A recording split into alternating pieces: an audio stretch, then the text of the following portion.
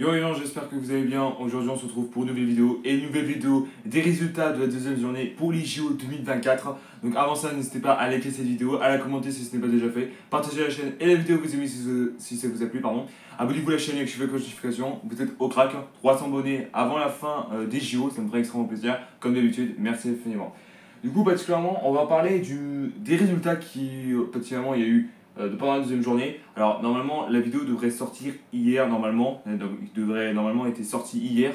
Mais malheureusement, j'ai pas pu parce qu'en réalité, j'étais trop crevé et particulièrement, j'étais en famille. Donc, malheureusement, ça arrive de temps à autre d'oublier, même quand tu es en famille, etc. Donc, voilà, donc on va commencer par le groupe A, donc le groupe de la France, bien évidemment. Déjà, voici les pays dans ce groupe, avec comme d'habitude, hein, les pays dans le groupe, c'est par ici, et les résultats, c'est à côté. Déjà, voici les pays dans ce groupe, voici les résultats. Donc pour l'instant, la France a 6 points, donc particulièrement première qui est définitivement qualifiée.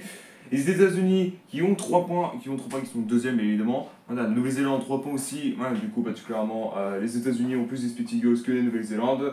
Et du coup, la Guinée, malheureusement, a 0 points de toute manière. Mais c'était pas terminé pour la Guinée, comme je l'ai dit dans la dernière vidéo des débriefs de l'équipe de France.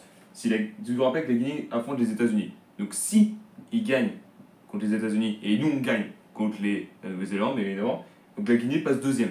Donc là, c'est pas terminé pour vous, la Guinée. Vous pouvez revenir nécessairement dans le classement. Du coup, voilà. Donc, on espère voir comment ça va se dérouler, etc. Donc, officiellement, je vous rappelle qu'il y a eu pour le deuxième journée, il y a eu 1-0 pour la France, alors qu'on a failli perdre 2-1 au total, hein, de toute manière.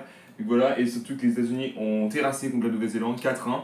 Du coup, voilà, donc on va voir comment ça va se dérouler pour la dernière journée qui se situe, bien évidemment, qui déroulera demain, bien évidemment.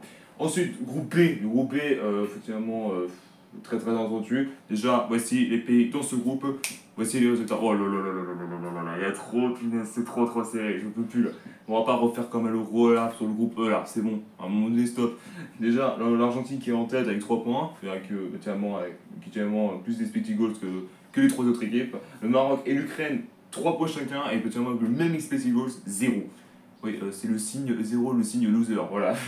Et du coup, l'Irak a 3 points, mais moins 1 en expected goals, donc ils sont derniers. Donc on rappelle un truc de détail, il suffit d'une victoire d'une équipe, et là tout peut basculer, hein, pour info. Voilà, particulièrement, voilà. Donc on va voir comment ça va se dérouler pour les dernières journées. Et Inch'Allah que l'Argentine perd, putain. Voilà, du coup, voilà. Donc, entièrement, l'Argentine qui avait gagné contre l'Irak 3-1. Bon, il n'y avait pas de surprise, hein, c'est l'Irak en face. Hein. Et surprenant, l'Ukraine qui gagne contre le Maroc 2-1. Waouh, ça c'est exceptionnel.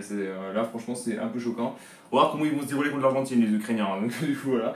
Non, particulièrement. Ensuite, le groupe C. Donc, déjà, le groupe C, voici les pays dans ce groupe.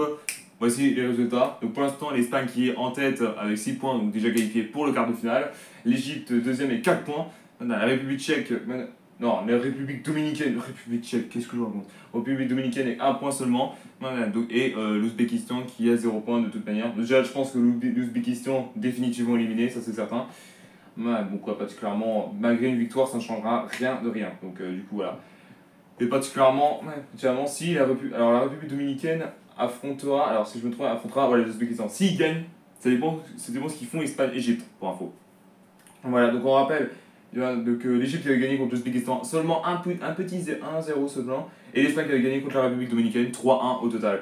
Il suffit que la République dominicaine gagne contre l'Ouzbékistan et l'Égypte là ils sont sur le point de s'être dans la sellette. Hein. Du coup voilà. Et pour terminer, le groupe D. Le groupe D, déjà voici les pays dans ce groupe. Et voici les résultats, bien évidemment. Donc le Japon passe sans surprise en tête avec 6 points. Donc particulièrement, il faut mieux les éviter les Japonais. Parce que franchement, alors, si vous allez me dire, ouais, c'est les Japonais en face, ils sont pas très forts, etc. Alors on rappelle, en 2020, lors du Covid, le JO en Covid, là, on s'est pris 4-0 contre eux en phase de groupe. Hein. On n'était même pas qualifiés pour l'écart.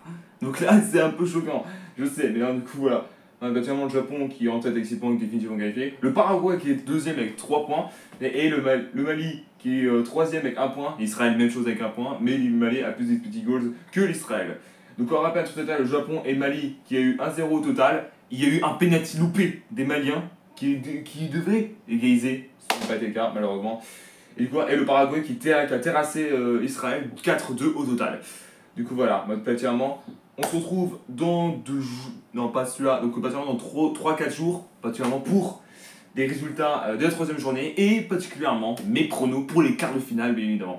Merci à tous d'avoir suivi cette vidéo, n'hésitez pas à liker, à la commenter si ce n'est pas déjà fait, partagez la chaîne et la vidéo vous aimez si ça vous a plu, abonnez-vous à la chaîne et activez la cloche de notification, vous êtes au crack et on se retrouve très bientôt pour une nouvelle vidéo. Peace.